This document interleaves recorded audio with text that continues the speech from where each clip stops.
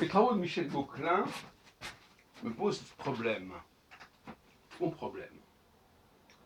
Et je dois avouer que jusqu'à présent, je n'arrive pas à les intégrer dans mon travail, pas pleinement. J'ai essayé, il y a eu quelques éléments qui m'ont permis de l'espérer, mais je reste un peu sur ma faim.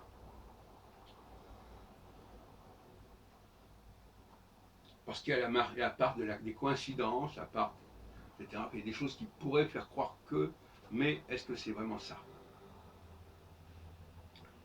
Vous savez que moi je suis un adepte du monoplanétarisme. Alors il y a plusieurs façons de concevoir le monoplanétarisme.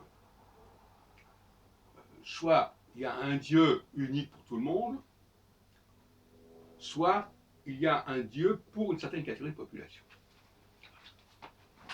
Et évidemment, c'est la deuxième formule qui me paraît la plus heureuse.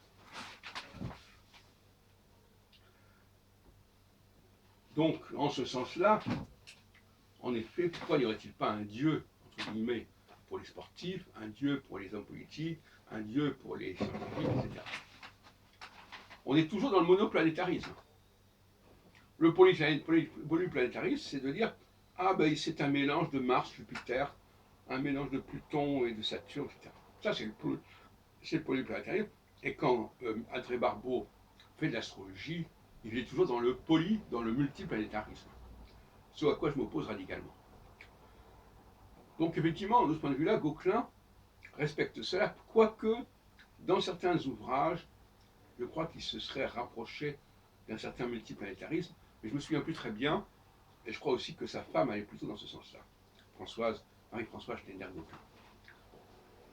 Je vous renvoie à une conférence qu'elle a donnée en 1995 dans notre colloque et qui a été filmée pour peut-être retrouver son propos. C'était donc il y a 25 ans. Bon, entre-temps, ils sont morts tous les deux. Et que la société soit organisée selon des valeurs Mars, Jupiter, Saturne, pour ne pas parler des autres planètes, parce qu'en 1955, il n'y avait que ces trois planètes dans leur bouquin, dans le bouquin de Gauquelin, Michel Gauquelin, L'influence des astres. Je rappelle que j'ai beaucoup travaillé avec eux quelque part, parce que j'ai publié chez Très Daniel un livre de Gauquelin, Michel, et un livre de sa femme. Et d'une certaine manière, ça renvoie à la triade de Dumézil, ça renvoie au système des castes, etc.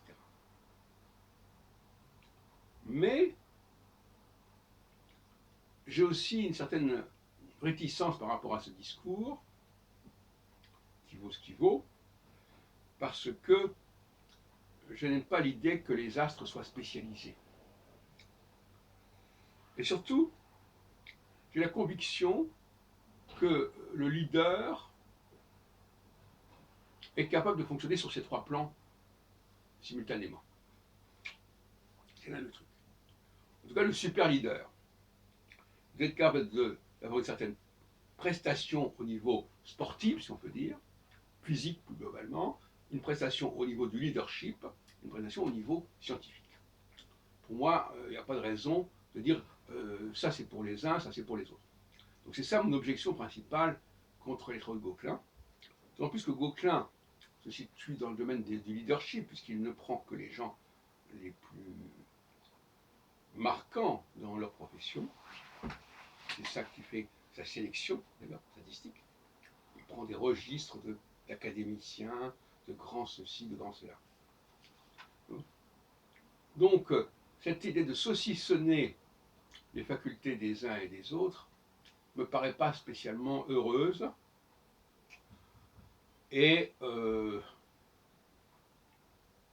cela dit, ça me pose le problème inverse, c'est-à-dire, est-ce que ces statistiques sont valables ou pas valables? Est-ce qu'il n'a pas été impressionné par une certaine idée qui se faisait du clivage et du cloisonnement professionnel? Voilà, nous en resterons là, mais je voulais simplement vous exprimer mes préoccupations à ce sujet.